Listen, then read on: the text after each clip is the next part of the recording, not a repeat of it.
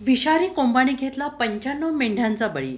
95 मेंढ्या दगावल्याने मेंढपाळ हवालदिल. अकोला जिल्ह्यातील पातूर तालुक्यातील तांदळी शिवारात विषारी वनस्पतीचे कोंब खाल्ल्याने तब्बल 100च्या आसपास मेंढ्यांचा मृत्यू झाल्याची घटना समोर आली आहे. ही घटना अतिशय गंभीर आहे. ज्याच्या मेंढऱ्या मेल्या आहेत ते मेंढपाळ मूळचे बुलढाणा जिल्ह्यातील लाखनवाडा येथील आहेत. मेंढपाळ महादेव शिंगाडे यांच्यावर मोठं आर्थिक संकट कोसळलेलं असून या घटनेत त्यांचे अंदाजे 10 ते 12 लाख रुपयांचं नुकसान झालेलं आहे. 150 मेंढ्यांचा कळप घेऊन चराईसाठी आलेल्या मेंढपाळाच्या अनेक मेंढ्यांची प्रकृती अद्याप चिंताजनक असल्याचं सांगितलं जात आहे.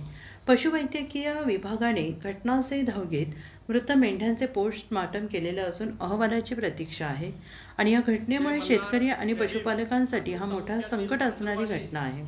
मेंढपाळ हेच या कुटुंबाची उपजीविकाचे एकमेव साधन आहे. आणि आमची मागणी आहे की पशुसंवर्धन विभाग, महसूल विभाग आणि तहसीलदार यांनी तात्काळ या घटनेची दखल घेऊन मेंढपाळ यांना मदत करणे, त्यांचे उद्ध्वस्त झालेले कुटुंब वाचवण्याचं काम करणे आम्ही मागणी करतो आहोत. तात्काळ पंचनामा करणे, आर्थिक मदत जाहीर करणे, नाहीतर या विरोधात आम्ही तीव्र आंदोलन करणार आहोत असा इशारा देतो आहे. हा मेंढपाळ एकटा नाही, आम्ही त्यांच्या सोबत आहोत. त्यांना शासनाकडून तात्काळ नुकसान भरपाई मिळायलाच हवी. परंतु आता यामुळे यांचा परिवार परिपूर्ण उद्ध्वस्त झाला आहे. आमची पशुसंवर्धन विभाग आणि महसूल विभाग आणि तहसीलदार यांना मागणी आहे की तात्काळ या मेंढपाळाला नुकसान भरपाई देण्याचं काम करावे. महादेव शेंगाळे नावाचे मेंढपाळ यांचे 100 ते 125 मेंढर मरण पावले, त्यांना दिलासा देण्याचं काम महाराष्ट्र शासनाने करावे.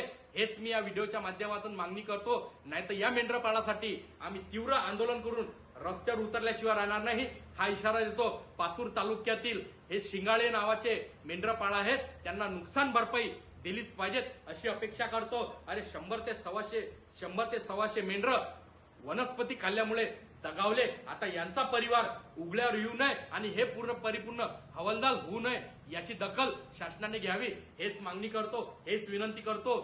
जय मल्हार, जय भीम. 70 की 80 मेंढर होते ना. हा, ते अजून 120 होते, त्यातले काही उरलेले राहत नाही, ते एकही राहत चालूच आहे मरण. अरे मग त्याच्यात काही कोणी अधिकारी पायासाठी आला होता की नाही? कोण आलं नाही. आले होते पांडेबा, ते पांडेबा आले होते. हा, सकाळी. आता सध्या तुमचं मुक्काम कोणत्या ठिकाणी आहे? पातूर तालुक्यात तांदळी मुक्काम आहे का सध्या तुमचं? हा, उरले. मग कृषी अधिकारी आला नाही का कोणी पायासाठी? नाही, कृषी अधिकारी नाही आलं कोणी. कोणीच पायासाठी आलं नाही? कोणीच नाही. तलाठी आले ते फक्त. तलाट्यानं काय चौकशी केली त्याच्यात? त्यांना फोटो गिटो घेतले आणि ते सांगत होते या तिथं ऑफिसला या. ऑफिस कुठं आहे द्यायचं विचारलं नाही का तुम्ही? पातुरले करतो म्हणत बा, ते थोड्या वेळात बोलायला जाईन. तुम्ही ऑफिसला जा, अडचण असली तर मला फोन करा, मी सांगतो त्या साहेबाला.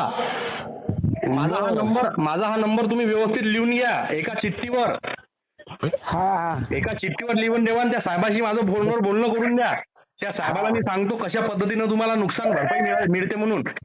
तुमच्या मेंढरा किती मेल्या? 80 मेंढर मेल्या की 90 मेंढर मेल्या? दिवसातून 4-5 रोजची म्हणजे संख्या वाढणं चालू आहे ना. रात्री 10 मेले. सकाळपासून 3 मेले. आता हे बा चालत नाही, मला व्हिडिओ कॉल करता येत नाही. दाखव रे बा, हे चालून नाही राहिले. त्यांच्या मागे जाऊ आम्ही. लहान लावून तुम्ही या नंबरवर मला सर्व व्हिडिओ बी पाठवा. तुम्ही सोबत आहोत तुमच्या, काळजी करू नका. सम्राट अशोक सेना, महाराष्ट्र राज्य. अजिंक्य महाराष्ट्र न्यूज सोबत प्रतिनिधी गोपाळ भालेराव.